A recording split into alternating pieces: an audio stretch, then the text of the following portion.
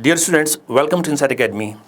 I'm here with you today with a question paper of history optional that was conducted by UPSC yesterday. I hope all of you have done very good in your mains exam. Finally, the exams are over and now we can have an analysis of your performance. What have you done? What others have done? And what kind of a score can you expect on the basis of your performance? Since yesterday, I have got a call of more than 200 of my students, those who have done coaching classes with me, or those who are part of test series with me here, and most of them have done very good. Because many questions have been asked directly from our classes and test series in this year's paper. So I have the paper with me, I'll tell you question by question. The purpose of this session is to tell you what can you expect from the main exam, what is going to be a good score, what is going to be a moderate, or what is going to be a high score in this year's history optional main exam. So this is a paper with me, and map, if I see here, this map is without state boundary this time. After 4 to 5 years, UPSC asked this map without state boundaries, or the outline political map. Have a look at the map here. And if you have not practiced without state boundaries, this map is going to be a tough cake. We have practiced here both boundaries and without boundaries, or state boundaries as well as outline maps. We have practiced both. So my students have done very good in map.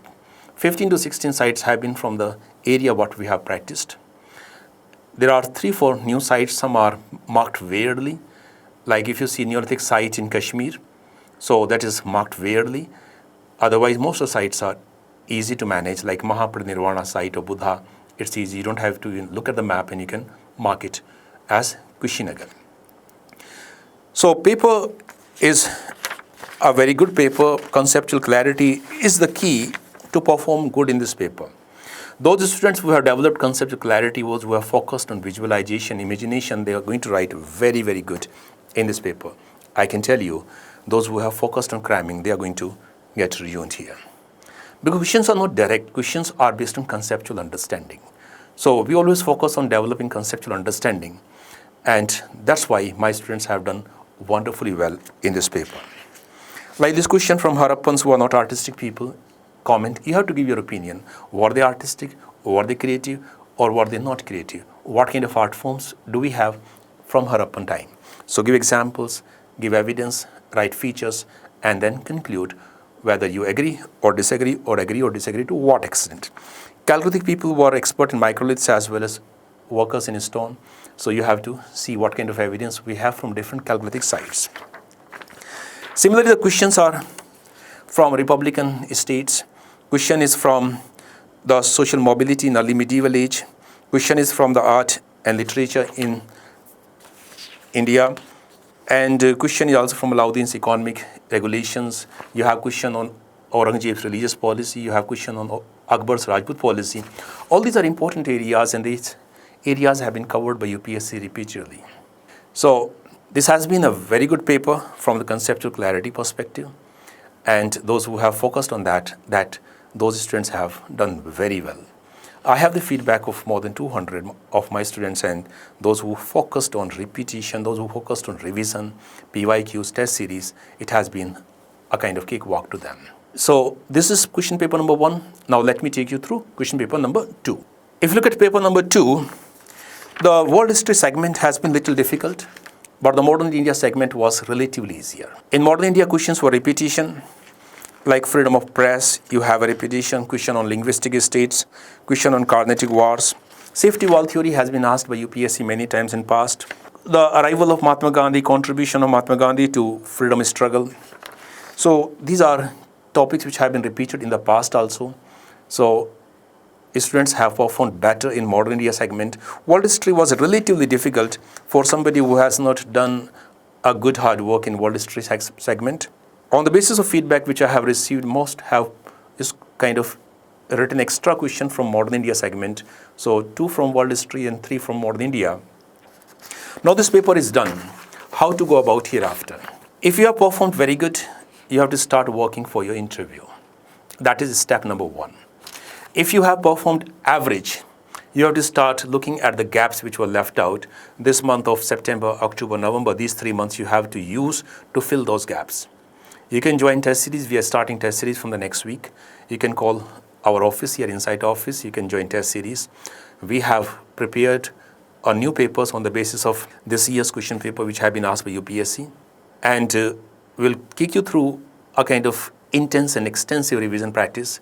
You can fill your gaps. You can score better marks next time. So if your performance is moderate, join test series. Work with this for the next 4-5 months and get the edge for the next year. If your performance is less, if you think that, okay, preparation was not up to the mark, somehow because of one reason or other, this was the beginning, and you could not really prepare well, join the classes. We are starting a new batch from 22nd September. Call the Insight office, book your seat, because I think seats are almost over. But whatever is the condition, call the office, see if seats are available. We have both online as well as offline batches. Join the batch, and in the next 5 to 6 months, prepare your subject extensively. From here till Feb, you have the time to put your efforts into main exam. The moment you cross Feb, you will have to worry 100% for your prelims next year, because pre-exam is dicey every year. If you have crossed pre-exam easily this time, next time this may not be the case. So work hard, look at the condition, where do you stand today. If you have done very well in your optional, in your GS, start working for interview from very first day. Last time one of our students got 215 marks in interview. He was a first attempter. You can also score 200 plus marks easily. We have developed a system to train students for interview, how to speak, how to present, how to answer, how to form opinion on critical matters. Controversial questions have to be handled in a very graceful manner. So we are going to start interview training also from now itself. Interview training is going to be free of cost. You have to just call office and give your name, and we'll take you through weekly sessions of interview preparation. But if you have not done good, if you're not very confident, you have the gaps, fill those gaps. Work on your own. If you need our help, join the test series here. If you need more help, if your performance is not that good, preparation level is low, join the classes. No need to hesitate. What matters, do you get selected or not? You have to crack UPSC this year or the next year. If you have determined that this is your destiny, you have to make it yours. And for that, you have to work hard. So, dear students, let's work together in whatever the form you need. Whether for interview, it's entirely free. Call office. We are going to have weekly sessions for interview from now onwards. If you need test series, join the test series. If you need classes, call the office, see if seats are available, join the course. Keep working hard. You have to get your name in the final merit list, and I'm sure you're not going to stop before that. So God bless you. All the very best.